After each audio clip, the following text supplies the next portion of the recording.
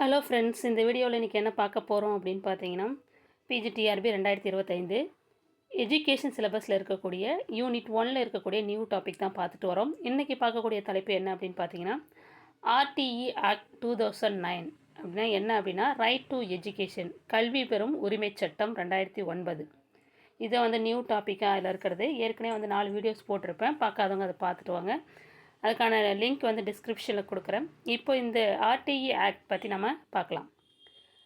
RTE அப்படின்னா என்னென்னா, அதுக்கு ஃபுல் ஃபார்ம் என்ன அப்படின்னு பார்த்தீங்கன்னா, ரைட் டு எஜுகேஷன் ஆக்ட்.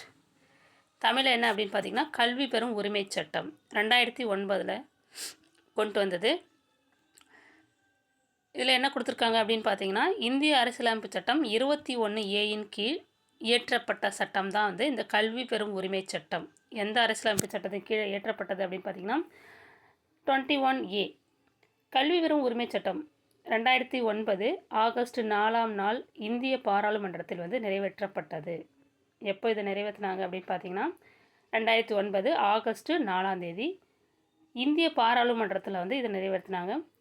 அடுத்து 2010 ஏப்ரல் 1 அன்று கல்வி பெறும் உரிமை சட்டம் நடைமுறைக்கு வந்ததாக சொல்கிறாங்க. நடைமுறைக்கு வந்தது எப்படின்னு, எந்த டேட்டு என்ன வருடம் அப்படின்னு கேட்கலாம். அதே போல் எப்போ வந்து நிறைவேற்றப்பட்டது, அது என்ன இயரு, எந்த மாதம் அப்படின்னு கூட கொஸ்டின்ஸ் கேட்கலாம்.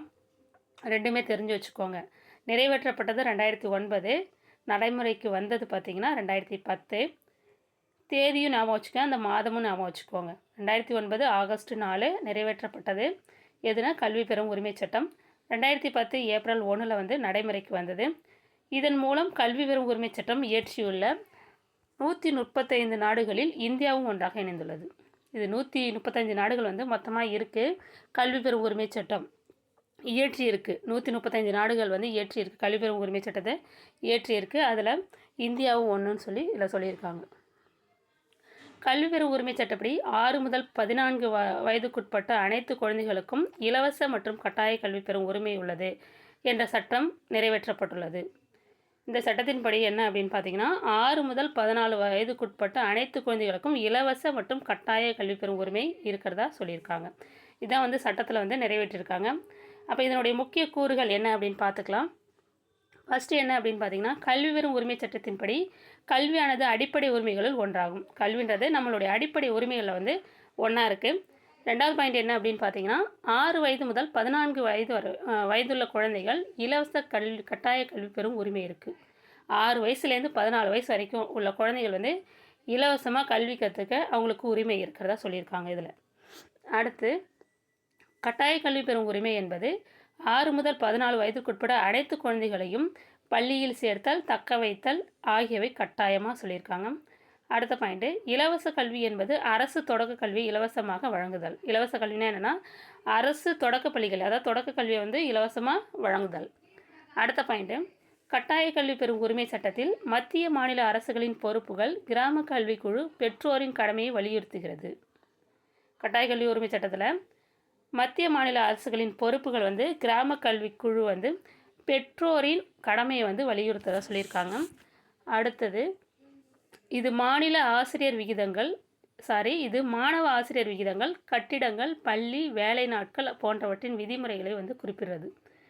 இது வந்து என்ன செய்யுது அப்படின்னு பார்த்தீங்கன்னா, மாணவ ஆசிரியர் விகிதங்கள், கட்டிடங்கள், பள்ளி, வேலை நாட்கள் போன்றவற்றின் விதிமுறைகளை வந்து குறிப்பிடுறதா சொல்லியிருக்காங்க. எதுனா இந்த கட்டாய கல்வி உரிமை சட்டம். அடுத்த பாயிண்ட்டு, கல்வி பெறும் உரிமை சட்டத்தின்படி ஆசிரியர்கள் தேவையான பயிற்சிகள் பெற்றவராக இருத்தல் வேண்டும். அடுத்து, பள்ளி மாணவர்களுக்கான நுழைவுத் தேர்வுகள், ஆசிரியர்களுக்கான தனியார் வகுப்புகள், அங்கீகாரம் இல்லாத பள்ளிகள் போன்றவற்றை தடை செய்ய வேண்டும் என வலியுறுத்துகின்றது.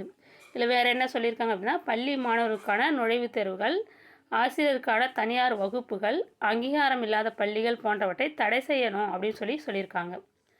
அடுத்து, மதிப்புகளை உள்ளடக்கிய கலைத்திட்டம் குழந்தையின் அறிவுத்திறனை மேம்படுத்துவதாக அமைய வேண்டும் என இது வந்து சொல்கிறதா சொல்லியிருக்காங்க. மதிப்புகளை உள்ளடக்கிய கலைத்திட்டம் குழந்தையின் அறிவுத்திறனை மேம்படுத்துவதாக இது அமையணும் அப்படின்னு இதை சொல்லியிருக்காங்க. கலைத்திட்டத்தில் வந்து அமையணும்னு சொல்லியிருக்காங்க. மதிப்புகளை உள்ளடக்கிய கலைத்திட்டம் வந்து குழந்தைகளின் அறிவுத்திறனை மேம்படுத்துவதாக அமைகிற மாதிரி நம்ம அவங்களுடைய கலைத்திட்டத்தில் வந்து புதுமையாக கொண்டு வரணும் அப்படின்னு சொல்லியிருக்காங்க. இந்த 9 பாயிண்ட் தான் வந்து கல்வி உரிமை சட்டத்தினுடைய கூறுகளாக சொல்லியிருக்காங்க. இதுக்கு முன்னாடி இந்த டெஃபினேஷன் கல்வி உரிமை சட்டம்னா எதுக்கு, ஏன் கொண்டு வந்தாங்க, எப்போ கொண்டு வந்தாங்க, எப்போ நடைமுறைக்கு வந்து அதை பற்றி நம்ம பார்த்துருப்போம். இதில் இவ்வளோ தான், வேறு எதுவும் இல்லை. இதை மட்டும் நீங்கள் படித்தா போதும். இது வந்து நியூ டாப்பிக்காக இப்போ யூனிட் 1ல் சேர்த்துருக்காங்க. இந்த வீடியோ உங்களுக்கு பயனுள்ளதாக இருக்கும்னு நம்புகிறேன். Thank you friends.